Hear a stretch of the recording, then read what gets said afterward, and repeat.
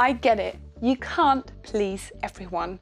People opt out of emails, and that's how it is. It's not you, it's them. Joke aside, improving customer retention is a struggle for many business owners. According to InsightSquared, it can cost you up to 25 times more to acquire a new customer than it does to retain an existing one. On the other hand, if you reduce your churn rate by as little as 5%, it's possible to increase profits by 25 to 95%. With email marketing driving more conversions than any other marketing channel, there's never been a more important time to reduce email unsubscribe rates within your business. The truth is, while you can't always prevent readers from opting out of your emails, you can reduce the likelihood of them doing so with a few proven practices. I'm Julie from Sleeknote, the place where e-commerce marketers turn for more engagement and higher conversion. And in this video, I'm going to show what many influencers are doing to reduce email unsubscribe rates and how you can too. Keep watching.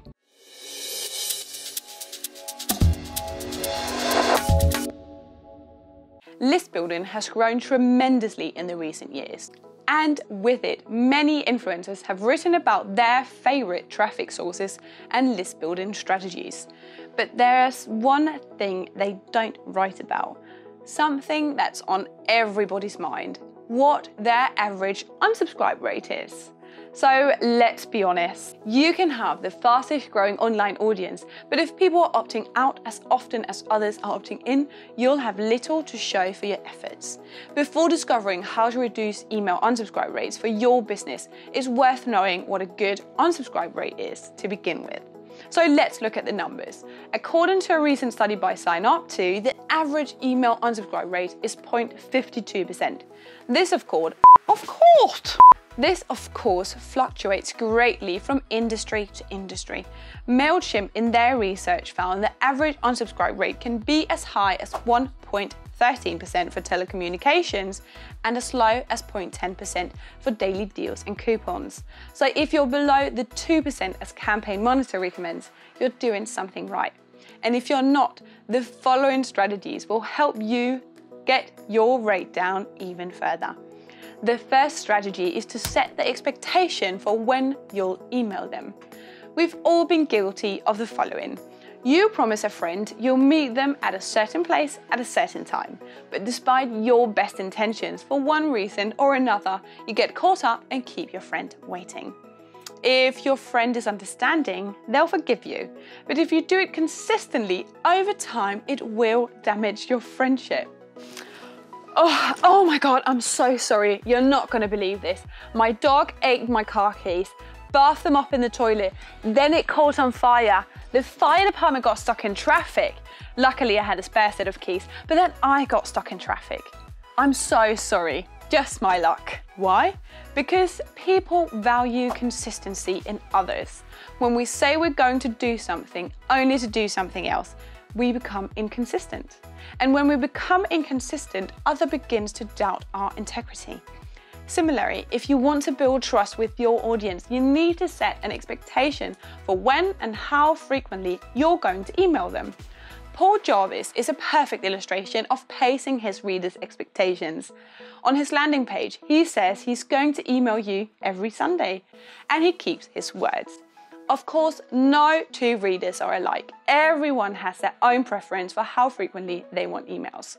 TED knows this better than anyone.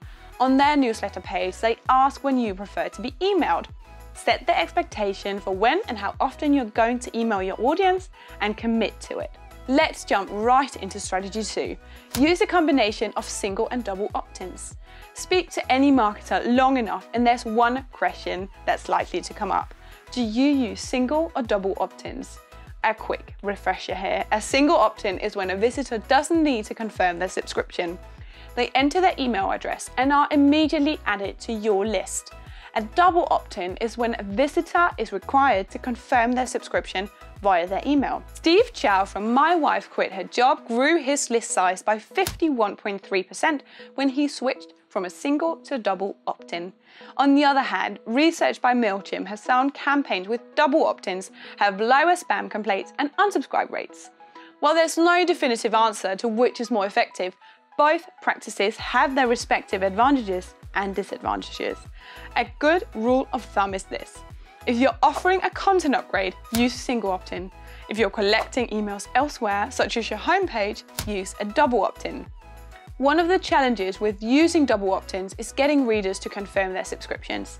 In fact, as many as 20% of people who opt in on your site won't confirm their email.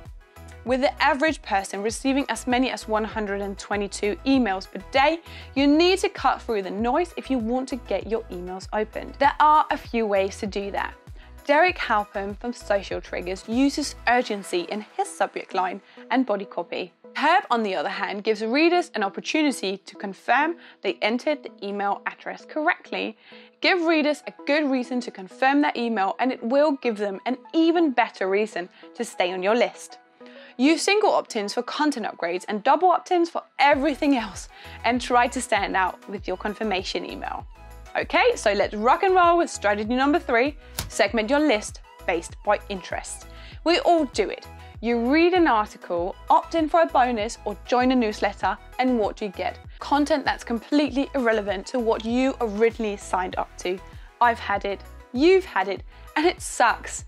In fact, it's the 3rd most common reason why people unsubscribe from emails. So what's the solution? Send targeted emails using segments. While sending targeted emails goes beyond the scope of this video, one of the best email marketing practices is to segment your subscribers immediately after joining your newsletter. For instance, when you join the Smart Passive Income newsletter, Pat Flynn asks you which options best describes your online business activity. Moreover, he justifies why he's asking to entice more people to click through. From there, you only receive emails that are relevant to your goals and challenges, and you're far less likely to unsubscribe that way. Bottom line, use segment in your email marketing software and send targeted emails to reduce readers opting out. Now it's time for our 4th strategy: use normal subject lines. The online marketplace is noisier than ever, and with more businesses competing for our attention every day, it's getting harder to cut through the commotion. It's no surprise then that many brands are resorting to questionable marketing tactics to get noticed. And that includes using misleading email subject lines. I don't want that, and you don't want that, and your customers definitely don't want that. So having said that, here are a few things worth avoiding. Using all caps. Writing in caps is the equivalent of yelling at your customers. If you wouldn't shout at your customers in person, why would you do it in your emails? Capitalizing words in your subject lines not only comes across as obnoxious, it can also trigger spam filters. Using aggressive or provocative copy. So if you've ever received an email with subject lines like, "Do you hate me?" or "Open up, this is important," you've probably done what most people do: unsubscribe. Bullying tactics don't get you far in life, and they won't get you far in marketing either. Using spam triggers. What do words like free, discount, and now have in common? They all have the potential to trigger email spam filters. Sure, they might invite more opens, but they're more likely to end up in the reader's spam folder. Using fake reply indicators, including regarding or forward when you're not replying or forwarding emails, might appear clever, but it also misleads your audience. It's hard enough to build trust online, but it's even harder to regain once it's lost. Using false scarcity. Scarcity, when used honestly, can be an effective psychological trigger. But using it to create false urgency in your email marketing is a big no-go. People aren't stupid. They know when something's about to disappear forever and when it isn't. So don't try and trick your readers. It's important to mention here, writing a normal subject line isn't about skimping on good copywriting practices. Rather, it's about being as direct as possible with your audience and letting your brand do the heavy lifting. An effective subject line is only as good as the business that's sending it. And if you're building a good reputation online and always nurturing relationship with your customers, writing normal subject lines is what will differentiate you from your competitors. Remember, write to your audience like you would to a friend or colleague, meaning no sneaky tactics. The next strategy today is revise your copy. The reality is we opt out of emails every single day. But what few of us realize, over time, we become conditioned to look for one word in the footer of every email: unsubscribe. The phrasing of this option varies from one email marketing software to another, but the action doesn't. Unsubscribe, add click, equals no more emails. Some companies, though, are challenging readers' expectations by playing around with what's become a standard expectation in email marketing. Some, like Neil Patel, have reworded their copy from unsubscribe to update my preferences. Others, like Help Scout, have changed the color of the anchor text and position of their opt-out link. So let's be clear here. This is not to trick your reader. Rather, it's to give them other options before opting out, such as changing their email frequency. Another effective copywriting practice is to remind readers how they got on your list to begin with. Michael Hyatt outlines exactly how you got on his list at the footer of every email for this very reason. Give readers a chance to opt out, of course, but always give them more options so they're less inclined to do so. Moving on, let's look at the sixth strategy, sending a follow-up email. It's tempting to believe when a customer unsubscribes, you've lost them forever. But that's not entirely accurate. Many businesses are now experimenting with sending follow-up emails to keep readers engaged beyond email. Chris Gilbew, for example, offers departing readers a chance to resubscribe to his list using an offer different to his original lead magnet. Sean McCabe, on the other hand, goes for a gentler request, asking for a follow on Twitter.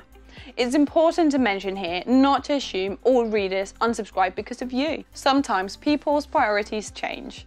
Other times they're annoyed by too many emails. Either way, look for opportunities to continue your relationship outside of email. Now it's time for our last strategy today, which is ask for feedback. Another type of follow-up email that's popular with influencers is simply asking why a reader opted out. Often, the reason might surprise you. Many email marketing providers offer you an opportunity to survey your departing reader, but few business owners implement it properly. Alex Turnbull from Group was able to increase customer exit survey responses by 785% by switching from a survey to an open-ended question with a split-tested copy. With those increased results, Alex was able to increase customer satisfaction and reduce churn. Asking for feedback can be a painful experience. That's a given. No, it's fine. I get it. I'm annoying and unintelligent and pushy and overly attached. Keep going. I can totally take it. It's fine. Super. But getting constructive feedback can not only improve user experience, it can iterate your customer onboarding process. Win-win. So, did you learn something new from today's video? Make sure to subscribe to our YouTube channel right now. Just click on the subscribe button below this video. If you want exclusive e-commerce strategies that we only share with our subscribers, head over to sleeknote.com and sign up for a newsletter for free. Now I want to turn it over to you. How do you plan to reduce email unsubscribe rates? Will you use a combination of single and double opt-ins, or will you start sending follow-up emails? Either way, do let me know by leaving a comment below right now. If you want to learn more about reducing email unsubscribe rates and see lots of examples, just click this floating box. All right, I'll see you next time, fellow geeks.